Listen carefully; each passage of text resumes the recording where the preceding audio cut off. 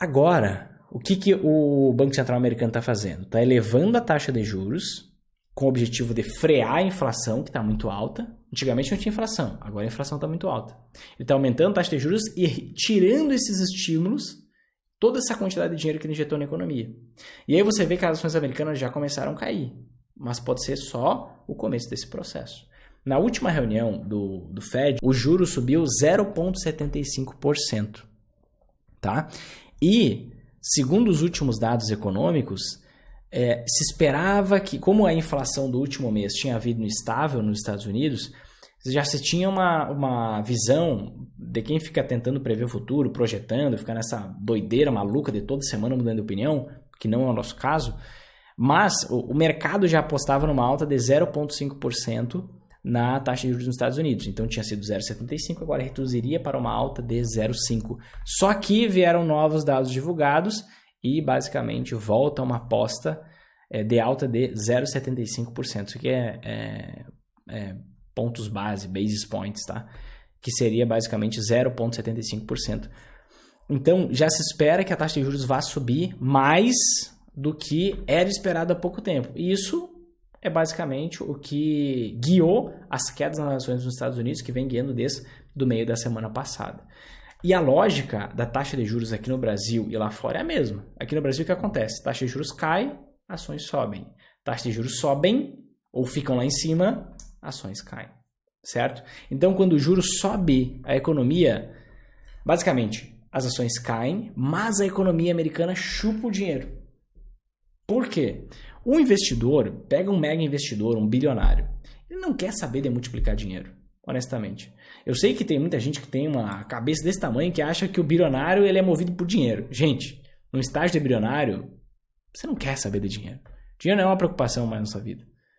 Ele tem outros objetivos, certo? E é por isso que ele escala tanto, porque o risco dele é gigantesco. Quantos bilionários quebraram aí em 2020 para frente?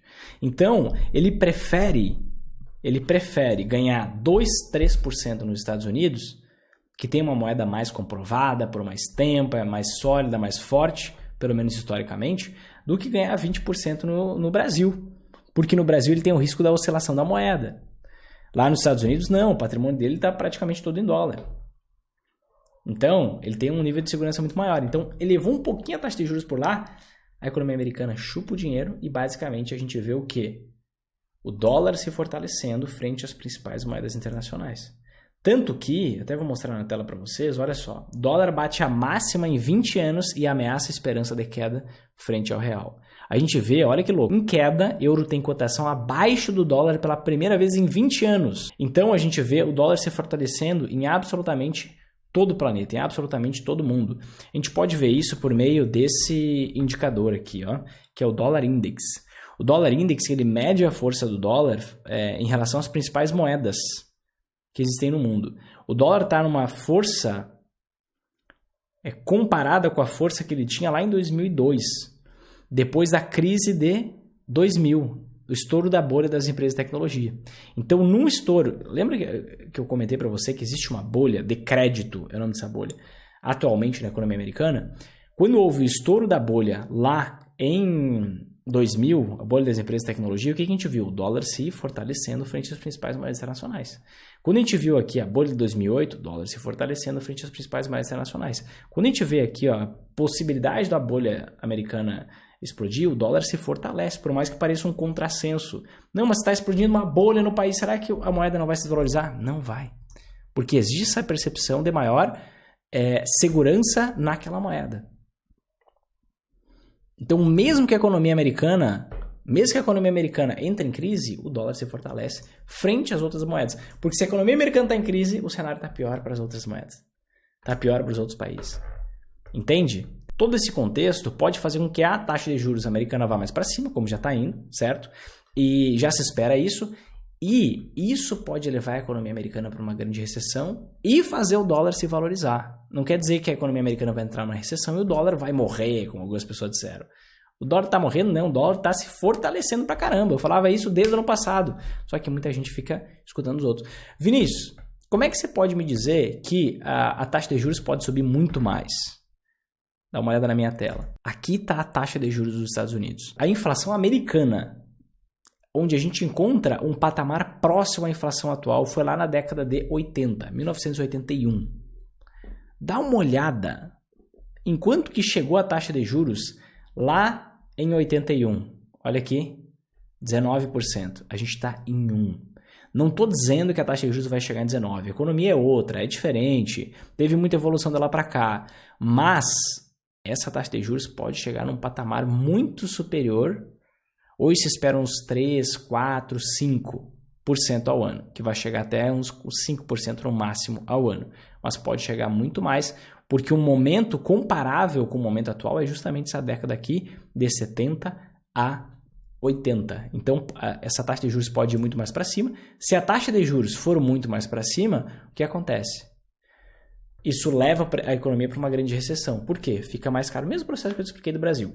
Fica mais caro o empréstimo para as pessoas, para as empresas, aumenta o custo do governo, o governo já tem uma dívida super alta nos Estados Unidos, como praticamente qualquer país do mundo.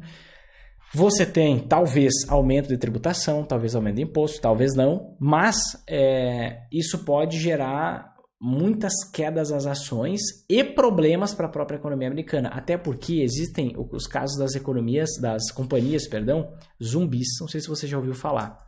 Dá uma olhada nisso aqui, ó. Aperto monetário, ou seja, aumento da taxa de juros nos Estados Unidos, pode gerar falência em massa de companhias zumbis e agravar crise. O que é isso? Número relevante de companhias americanas registraram prejuízos em período positivo da economia. Agora, com o aumento da taxa de juros, aumento do custo da dívida, pode ser ameaça. Então, essas várias empresas que têm dívidas, que tinham praticamente juros zero, pegaram dívidas com bancos, podem dar prejuízo, não pagar suas dívidas e gerar um problema de uma crise financeira. A gente já vê nos Estados Unidos, eu até publiquei um vídeo 1 ou 2 meses atrás sobre uma possível nova bolha imobiliária nos Estados Unidos. A gente já vê as casas novas sendo vendidas, reduzindo o número drasticamente. Uma redução semelhante só aconteceu lá em 2008, quando estourou a bolha imobiliária americana. E a gente vê também a confiança do consumidor americano caindo vez após vez, mês após mês. Olha só, aqui você consegue ver no investing.com, que é uma base de dados super confiável, a confiança do consumidor nos Estados Unidos. Você vê que só cai de 2018 para frente. Claro que em 2020 a gente teve um evento raro, então todo mundo foi com a sua confiança para o chão, mas a gente está numa pontuação bem próxima ao que a gente estava em 2020. E é queda atrás de queda, as pessoas não confiam que a economia vai ficar bem. As pessoas acreditam que a economia vai piorar. E quando todo mundo acredita que a economia vai piorar, aqui está o grande problema. Por que aqui está o grande problema? Teoria da reflexividade do George Soros. O que é essa teoria da reflexividade? O Soros, ele diz o seguinte: até então, se acreditava que somente a realidade influenciava as expectativas. Então, o que está acontecendo na economia faz com que as pessoas interpretem a situação e tenham expectativas sobre o futuro. Acredito que vai acontecer tal coisa. Acredito que a economia vai bem, a economia vai mal, assim por diante. O George Soros veio com essa tal da teoria da reflexividade. Ele vem e diz assim, não é somente a realidade que influencia nas expectativas, mas as próprias expectativas das pessoas também influenciam na realidade. Olha que louco. Eu falei pra você que essa live vai ser profunda. Falei ou não? Isso aqui não é conteúdinho. E tenho orgulho disso.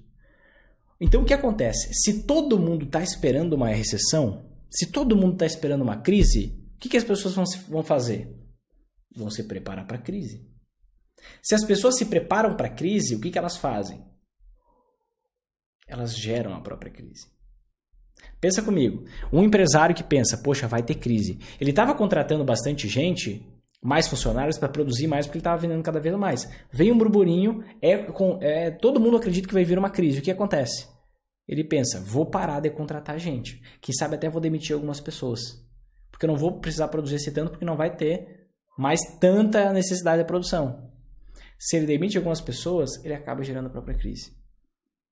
Então, tanto a realidade influencia na expectativa, quanto a expectativa influencia na realidade. E se a confiança do consumidor está caindo, o empresário olha para a situação e ele se prepara. Se a confiança do consumidor está caindo, o consumo deve cair. Em breve, não quer dizer que agora, no mesmo momento, em breve. Se o consumo cai, ele não precisa mais produzir tanto. Se ele não precisa mais produzir tanto, ele não precisa mais ter tantos funcionários. Se ele continuar com a mesma base de funcionários, ele pode quebrar a empresa. Então é melhor ele demitir alguns do que todos. Você entende a sinuca de bico que está a economia americana?